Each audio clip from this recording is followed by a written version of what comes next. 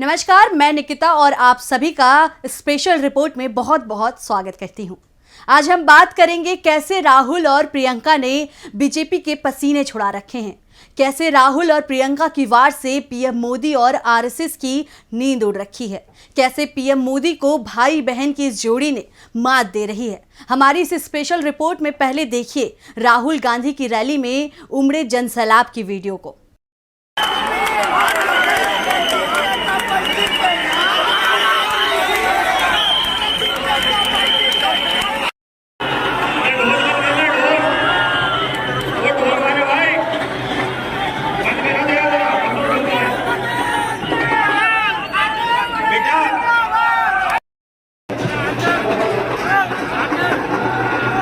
मध्य प्रदेश में राहुल और प्रियंका गांधी को जिस तरह से प्रतिक्रिया मिल रही है वो अप्रत्याशी तो नहीं है, क्योंकि कांग्रेस पहले ही दावा कर रही थी कि जैसे ही राहुल गांधी और प्रियंका का चुनाव प्रचार मध्य प्रदेश में शुरू होगा, बाजी पूरी तरह से कांग्रेस के पक्ष में आ जाएगी। और अब ये दिखाई भी दे रहा है। चुनाव प्रचार अब अंतिम चरण के दौर में है। कुछ ही देर में प्रचार समाप्त हो जाएगा और प्रचार के अंतिम समय में राहुल और प्रियंका की सभाओं को रोड शो में जिस तरह से भीड़ दिख रही है और भीड़ में जो उत्साह दिखाई दे रहा है, उससे बीजेपी कैंप में चिंता दिखाई दे रही है। और ये चिंता अब सिर्फ विधानसभा चुनावों को लेकर ही नहीं दिख रही है, बल्कि लोकसभा चुनाव जो 4 महीने बाद होने हैं उसे लेकर भी बीजेपी में चिंता दिखाई देने लगी है। पहले बीजेपी के नेता दावा करते थे कि अगर उनके क्षेत्र में राहुल गांधी की सभा से कोई विशेष फर्क नहीं पड़ेगा। अब वो ही नेता इस खबर से ही डरते दिख रहे हैं कि उनके क्षेत्र में राहुल या प्रियंका की रैली या रोड शो हो सकता है। साफ है, राहुल और प्रियंका ने मोदी और आरएसएस और बीजेपी सभी के पसीने छुड़ा दिए हैं। 5 राज्यों में विधानसभा चुनाव चल रहा है और राहुल और प्रियंका बीजेपी और पीएम मोदी को घेरने का एक भी मौका नहीं छोड़ रहे हैं।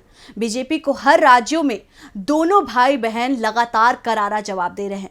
राहुल अपनी सभा में पूरे तरह से मजबूत दिखाई दे रहे हैं। राहुल गांधी ने मध्य प्रदेश में शिवराज सिंह पर निशाना साधते हुए कहा कि अगर शिवराज सिंह ये कहते हैं कि ओबीसी की सरकार नहीं है तो इतने सारे नौकरशाह और सिर्फ एक ओबीसी क्यों है। सुनिए राहुल गांधी क्या कह रहे हैं। 2 करोड़ रुपए का सूट पहनते हैं, क्या चाय की बात कर रहे हो? हजारों करोड़ रुपए के हवाई जहाज में जाते हैं, हजारों करोड़ के हवाई जहाज में जाते हैं, 2 करोड़ 3 करोड़ का सूट पहनते हैं। खैर, कहते हैं मैं ओबीसी हूं।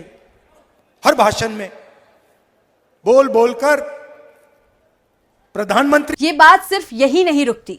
राहुल गांधी लगातार बीजेपी और पीएम मोदी से ये मांग कर रहे हैं कि बीजेपी को अपने तमाम राज्यों में जाति सर्वे कराना चाहिए और देश भर में जाति जनगणना कराना चाहिए।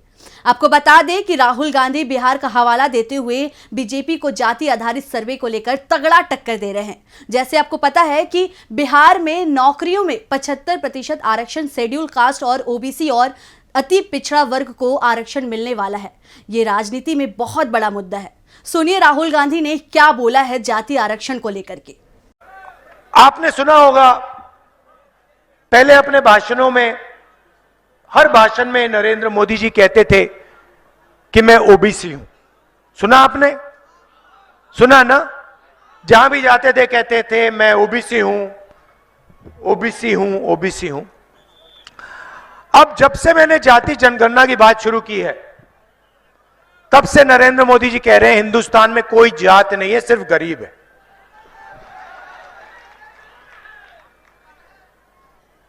कोई जात नहीं है, सिर्फ गरीब है, मगर नरेंद्र मोदी ओबीसी है।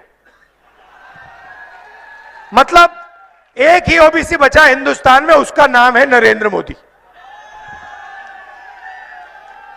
क्यों? क्योंकि मैंने जाति जनगणना का सवाल उठाना शुरू कर दिया। तो आपने सुना कैसे राहुल गांधी पीएम मोदी को कास्ट सेंसस को लेकर घेर रहे हैं, लेकिन इन पांचों राज्यों के चुनावों में राहुल गांधी के साथ ही प्रियंका गांधी एक बहुत बड़ी ताकत बनकर उभरी हैं। प्रियंका राहुल से पहले मैदान में उतर गई थी। याद कीजिए हिमाचल प्रदेश में कैसे प्रियंका गांधी ने बीजेपी की होश उड़ा दिए थे। हिमाचल के बाद कैसे मध्य प्रदेश और राजस्थान में बीजेपी के पसीने छुड़वा रही हैं प्रियंका गांधी। प्रियंका गांधी ने सीएम शिवराज सिंह को कंस मामा की उपाधि भी दी है। देखिए क्या कुछ बोला है प्रियंका ने मध्य प्रदेश में सीएम शिवराज को लेकर। आप जब कहते हैं भाई हमारी समस्या है, तो शिवराज चौहान जी कहते हैं मैं आपका मामा हूं, घबराओ मत, कहते हैं ना मामा जी, कहते हैं। आप कहते हैं भाई खड़ी खेती तबाह हो रही है, वो कहते हैं कि मैं मामा हूं, घबराओ मत, मामा जी हूं। कल ही मैं कहीं गई थी, वहां एक लड़की मिली, उसका पूरा परिवार खत्म कर दिया बेवजह, बेचारी अकेली रह गई है, अत्याचार पर अत्याचार हो रहा है। आप कहते हैं हम मामा हैं। घोटाले पे घोटाला हो रहा है, जहां देखो घोटाला। यहाँ का मध्य प्रदेश का हर नौजवान जानता है कि रिश्वतखोरी से चल रही है सरकार। कहां सबसे छोटे से छोटे काम के लिए जाओ भाई घूस निकालो। मंत्री जी कहते हैं हम मामा हैं, तो बिल्कुल सही कहा आपने कि रिश्ता निभाने से बनता है, वरना कंस भी मामा थे। ये प्रियंका का वार था बीजेपी को लेकर, लेकिन राहुल गांधी ने भी बीजेपी और पीएम मोदी के पसीने छुड़वा दिए हैं। पीएम मोदी ने राजस्थान के करप्शन को लेकर बयान दिया था कि किसी ने कहा था कि राजस्थान में छोटी मछलियों को ही पकड़ा जाता है, बड़ी मछलियों पर कार्रवाई नहीं होती है। मैं ऐसे लोगों को कहना चाहूंगा कि राजस्थान में छोटी बड़ी हर मछली पर कार्रवाई होगी। सिर्फ मछली ही नहीं, जनता को लूटने वाले बड़े मगरमच्छ भी छोड़े नहीं जाएंगे। पीएम मोदी के इस बयान पर एक सवाल उठता है कि भ्रष्टाचार की बात करने वाले पीएम हमेशा विपक्ष के नेताओं के सामने सबसे आगे रहते हैं, लेकिन अपने नेताओं के सामने चुप क्यों रहते हैं। दोस्तों, आप सभी को पता होगा कि मध्य प्रदेश में मोदी सरकार में कैबिनेट मंत्री नरेंद्र तोमर के बेटे का एक वीडियो काफी वायरल हो रहा है, जिसमें वो लाखों करोड़ों की बात कर रहे हैं, जिस पर मोदी और पूरी बीजेपी अभी तक शांत नजर आ रही है। लेकिन इस मुद्दे को लेकर राहुल गांधी ने बीजेपी पर जोरदार हमला किया है और करप्शन को लेकर राहुल सीधे सीधे मोदी को घेर रहे हैं। और क्या कुछ बोल रहे हैं राहुल, देखिए इस वीडियो में। शुरू कर देते हैं। पता नहीं आपने, ये इनका मंत्री है, इनके बेटे का वीडियो देखा, तोमर जी के बेटे का वीडियो देखा आपने? देखा आपने? सबके सामने वीडियो कॉल पर बिना छुपाए, बिना डरे मध्य प्रदेश के किसान, मजदूर, गरीब युवाओं का पैसा आंख के सामने, सबके सामने चोरी कर रहा है। भाइयों और बहनों, तोमर जी के बेटे पर नरेंद्र मोदी ने कार्रवाई की, सीबीआई लगाई, ईडी लगाई, इनकम टैक्स डिपार्टमेंट लगाया। यहां पे 50% कमीशन सरकार चल रही है। आपको बता दें कि केंद्रीय कृषि मंत्री नरेंद्र तोमर के पुत्र का वीडियो इससे पहले भी सामने आया था, जिसमें तोमर के पुत्र का कारनामा जनता के सामने देखने को मिला था, लेकिन अपनी पार्टी के नेता के बेटे के बारे में एक शब्द नहीं बोल रहे हैं। आपको बता दें कि 5 राज्यों का विधानसभा चुनाव बीजेपी की तरफ से पीएम मोदी के फेस पर लड़ा जा रहा है।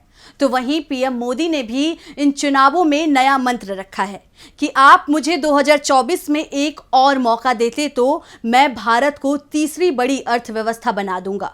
संयोग की बात यह है कि पीएम मोदी का यह बयान उस समय आया जब देश में नोटबंदी की बरसी मनाई जा रही थी।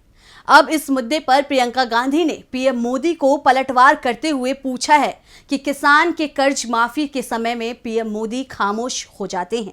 अपने परम मित्र और देश की जनता दोनों के लिए आपकी नीति अलग है। देखिए प्रियंका ने क्या बोला है पीएम मोदी को लेकर। जब आप अखबार में पढ़ते हैं कि प्रधानमंत्री श्री नरेंद्र मोदी जी के लिए सरकार ने 2 हवाई जहाज खरीदे, 16,000 करोड़ के 2 हवाई जहाज, 16,000 करोड़ रुपए के, तो जान लो बहनों और भाइयों, ये आपके पैसे हैं। ये वो पैसे हैं जिनसे किसानों का कर्ज माफ होना चाहिए था। ये वो पैसे हैं जो पुरानी पेंशन की स्कीम में जाने थे। ये वो पैसे हैं जिनसे आपके लिए पाठशालाएं बननी थी, आपके लिए नए उद्योग बनने थे। राहुल और प्रियंका बीजेपी और पीएम मोदी को हर राज्य में घेर रही है। राहुल के कास्ट सेंसर जाति जनगणना के मुद्दे से पीएम मोदी के पसीने छूटे हुए हैं।